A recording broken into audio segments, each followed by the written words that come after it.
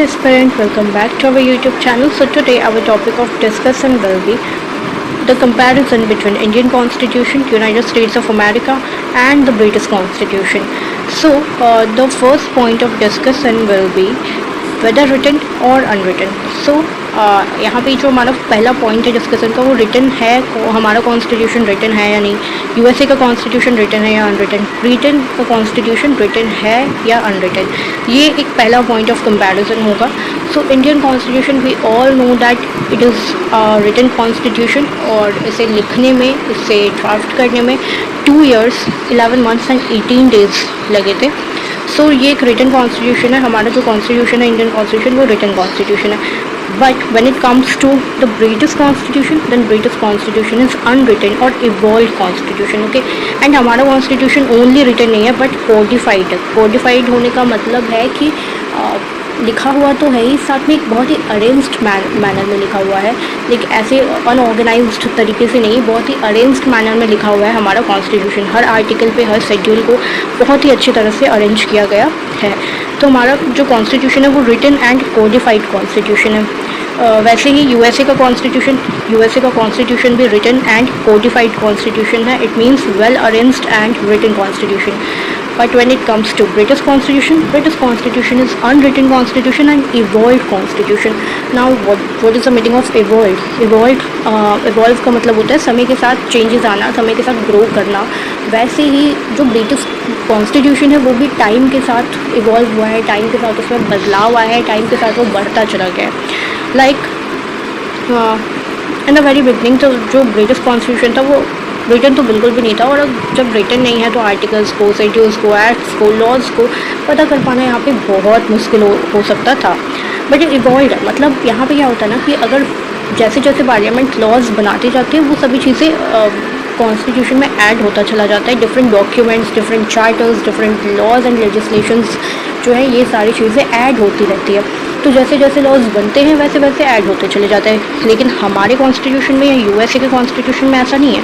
ये एक जगह पे बैठ करके लिख दिया गया है. अब इसमें सिर्फ अमेंडमेंट्स होते हैं और अमेंडमेंट्स भी बहुत ही ऑर्गेनाइज्ड मैनर में और बहुत ही लॉफुली अरेंज अमेंडमेंट भी किया जाता है. Okay, so in a very arranged manner. So ये था हमारा first point of comparison, whether written और unwritten. The second point of comparison is whether rigid और flexible. So when it comes to Indian constitution we all know that our constitution is a blend of rigidity and flexibility. It means that हमारा constitution rigid भी है और flexible भी है. अब ये rigid और फ्लेक्सिबल एक साथ कैसे है, ये थोड़ा समझने वाली बात है. तो देखो, रिजिडिटी का मतलब होता है कि जो अमेंडमेंट है वो बहुत ज़्यादा एक डिफ़िकल्ट प्रोसीजर, एक बहुत ही लंबा प्रोसीजर होता है इसमें, क्योंकि इसमें स्पेशल मेजॉरिटी चाहिए होती है और कभी कभी स्टेट राइटिफिकेशन भी चाहिए होता है, हाफ ऑफ द स्टेट का राइटिफिकेशन. तो कुछ हमारे ऐसे प्रोविजंस हैं जिसमें हमें स्टेट राइटिफिकेशन चाहिए होता है और स्पेशल मेजॉरिटी चाहिए होता है अमेंडमेंट के लिए, और कुछ ऐसे भी प्रोविजंस हैं जिसमें हमें सिंपल मेजॉरिटी चाहिए होती है और स्टेट रेटिफिकेशन की भी ज़रूरत नहीं होती है. तो इसीलिए जो हमारा कॉन्स्टिट्यूशन है ये रिजिडिटी एंड फ्लेक्सिबिलिटी का ब्लेंड है. So it is a blend of rigidity and flexibility. Always remember, rigidity means special majority. Amendment के लिए क्या चाहिए? स्पेशल मेजॉरिटी चाहिए for amendment, but special majority of 2/3. Okay, but there are certain provisions in our constitution जिसके लिए simple majority is enough and there is no need for state ratification as well. Okay, so that's why it is a blend of rigidity and flexibility. अब कौन कौन से ऐसे provisions हैं, आप इसके भी examples हैं. जैसे अगर आपको fundamental rights में या DPSPs में कोई changes करने हैं then the parliament will need special majority of 2/3 and sometimes the state ratification as well. But when it comes to ordinary legislations then simple majority is enough. Okay, like state के name को change करना है, state की boundaries को change करना है, इस तरह के जब प्रोविजंस में कुछ चेंजेस आते हैं then simple majority is enough. And but when it comes to fundamental rights and DPSPs then special majority is needed. Okay, so it is a blend of rigidity and flexibility.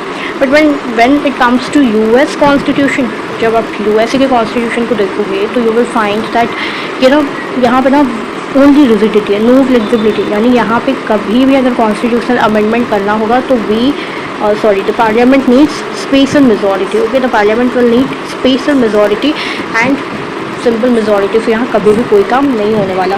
But again जब ये British constitution पे आता है तो British constitution flexible है. Flexible होने का मतलब there is no role of states. Parliament is enough. Parliament is capable. they are capable enough to amend the constitution. तो यहाँ पे स्टेट का कोई रोल नहीं होता and there is no special majority. Okay, तो यहाँ पे कोई भी स्पेशल मेजॉरिटी भी नहीं होती है. कोई भी 2/3 की मेजॉरिटी या कोई भी स्पेशल मेजॉरिटी नहीं चाहिए. तो ये इसीलिए फ्लेक्सिबल है क्योंकि यहाँ पे पार्लियामेंट जो है खुद ही पावरफुल है यहाँ पे अमेंडमेंट के लिए. ओके, सो ये था second point of discussion, whether is it और flexible. The third point of discussion is federal और unitary. So when it comes to Indian constitution, we will find that it is federal with unitary bias. Now what does it mean, federal with unitary bias? So federal means the division of power between states and the central government. So federal का मतलब क्या होता है, state और central government के बीच में power का distribution. What does the unitary bias means? Unitary bias means that there's certain in certain matters the center is stronger, not just in certain matters but हमारे यहाँ ना ये यूजुअली है कि सेंटर हमारे यहाँ पे स्ट्रॉन्ग सेंटर बनाया गया है. तो सेंटर बहुत ज़्यादा स्ट्रॉन्ग है, सेंटर की पावर स्टेट के कंपैरिजन में बहुत ज़्यादा है. तो इसीलिए इसको ना यूनिटरी कहा जाता है. क्योंकि अब for example emergency provision. So emergency provision ना शो करती है कि कितना स्ट्रॉन्ग है सेंटर. बिकॉज इमरजेंसी प्रोविज़न के टाइम पे क्या होता है ना, स्टेट को टेक ओवर कर लिया जाता है सेंटर के थ्रू. सो अब ऐसे सिचुएशन में आप समझ सकते हो कि सेंटर कितना स्ट्रॉन्ग है. तो इमरजेंसी प्रोविज़न है. Then comes your single constitution, single citizenship. All these shows that our constitution is unitary or our government is unitary.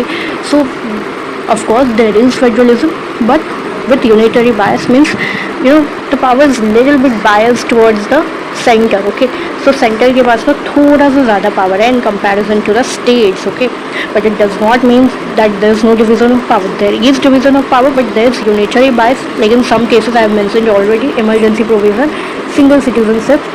These are some of the provision that shows the unitary bias of Indian constitution. Okay, so this is what the federal with unitary bias means. और मैंने previous video में आप please visit करो हमारे channel पे और previous video में आप देख लो, क्योंकि मैंने प्रीवियस वीडियोस में ये भी बताया था कि कौन से प्रोविजंस एडप्टेड हैं और कौन से एडॉप्टेड हैं. ये सभी चीज़ें ना डिस्कस की गई है, तो आप प्लीज़ वहाँ पर भी जाओ. एंड हमारे पास क्या है, क्वासी फेडरलिज्म है. क्वासी फेडरलिज्म का मतलब it's not true federalism because there is some kind of unitary bias in our federal structure. Okay, then comes the Constitution of United States of America. So when we talk about the Constitution of United States of America, we should keep in mind that the United States of America is a federal constitution, has a federal constitution. They have there is federal constitution and वहाँ पे ना division of power बहुत ज़्यादा strict है. मतलब जो states और centre के बीच में जो डिवीज़न ऑफ पावर है वो स्ट्रिक्ट मैनर में है और वहाँ पे किसी भी टाइप का कोई भी यूनिटरी बायस नहीं है. लाइक हमारा क्या है, क्वासी फेडरलिज्म, बट उनका क्या है, federalism, true federalism. Okay, so the power और the division of power is very strict there. Okay, now the British Constitution.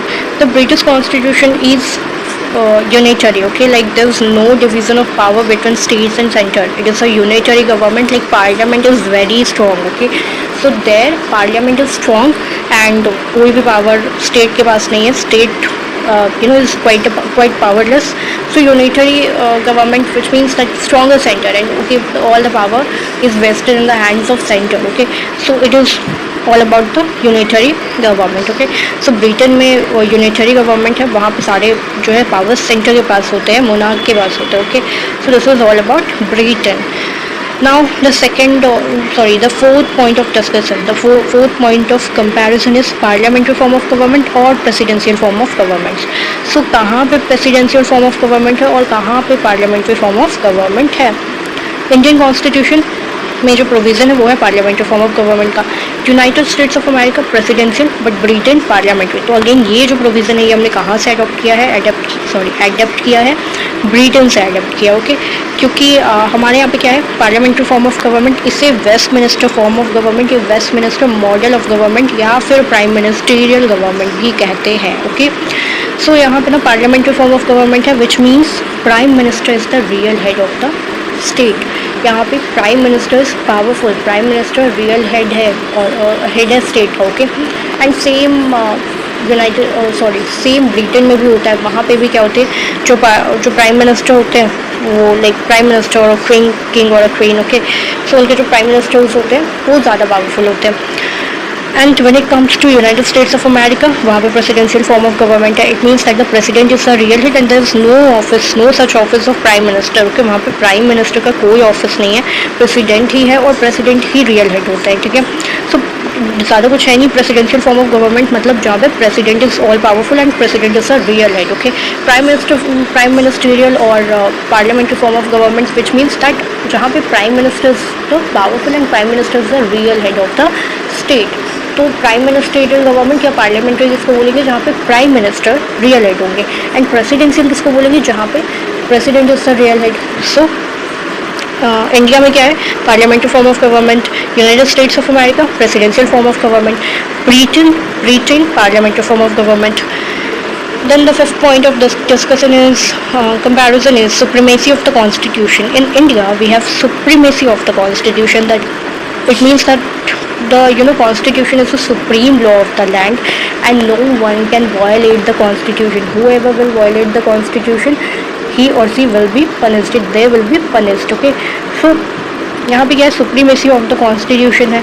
But United States of America में भी सुप्रीमेसी ऑफ द कॉन्स्टिट्यूशन है, Britain में there is no supremacy of the constitution, okay. India में हमारे पास क्या है, supreme court है, और अगर कोई भी लॉ आता है और अगर वो कॉन्स्टिट्यूशन को वायलेट कर रहा होता है तो सुप्रीम कोर्ट अपने जजमेंट्स को देती है उस पर, एंड वो बताती है that it is violative of the provisions of the constitution, और उसको फिर वो पास नहीं होता, फिर वो जजमेंट पास करके अपने, एंड फिर वो लॉ एक्ट नहीं बनता, ओके। फिर तो इस तरह का ना सिनेरियो होता है इन इंडिया। फिर यूएसए में भी ऐसा होता है, यूएसए में भी सुप्रीमेसी ऑफ कॉन्स्टिट्यूशन है, but when it comes to Britain में there is no supremacy of the constitution. वहाँ पे सुप्रीमेसी ऑफ द पार्लियामेंट है, whatever the parliament will say that will became the law, okay. But India में क्या है, whatever the law will say parliament will do the same. So India and USA में supremacy of the constitution है, but Britain में there is no such supremacy of the constitution, okay. Last point of discussion is republic और monarchy, okay. So republic का मतलब है जहाँ पे elected heads होते हैं, इलेक्टेड लीडर्स होते हैं। तो ऐसा कोई भी कॉन्स्टिट्यूशन, ऐसा कोई भी कंट्री जहाँ पे इलेक्टेड हेड्स होते हैं वहाँ पे या इलेक्टेड लीडर्स होते हैं तो वैसा कंट्री रिपब्लिकन कहलाता है। और ऐसा कोई भी कॉन्स्टिट्यूशन जो कि डायनेस्टिक प्रोविजंस पे बेस्ड है, या ऐसा कोई भी गवर्नमेंट, ऐसा कोई भी नेशन जो कि जहाँ पे there is no such election, ठीक है, वहाँ पे अभी भी क्या है, डायनेस्टीज़ है। तो जहाँ पे डायनेस्टीज़ होते हैं तो फिर वो मोनार्की कहलाता है, ओके। सो ब्रिटेन क्या है, Britain is constitution monarchy. It means that there is democracy, there is constitution, but there is dynasties, there is monarchy, there is no such kind of election और other such thing, okay. So Britain is constitutional monarchy, India is republican, and United States of America is also republican. So this is all about our discussion on comparison of the. So guys, this is all about our discussion on the comparison of constitution of India, Britain and United States of America. So if you like the content, please do like, share and subscribe, and stay tuned for more such videos.